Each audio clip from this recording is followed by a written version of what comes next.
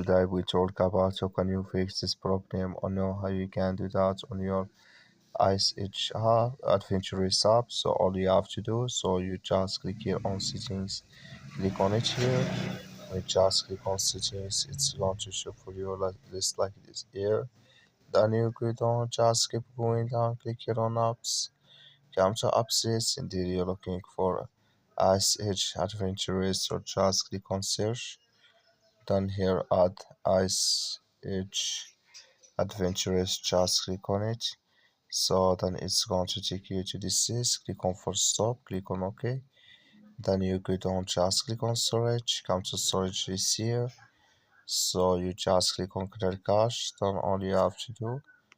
So you just go to your Play Store, click on it here, and here you search here for Ice Edge Adventures. It's going to show for you like this. You will find here updates, click on it, and it's going to work with you. That's all you have to do. Thank you for watching. Don't forget to support us by liking, subscribing.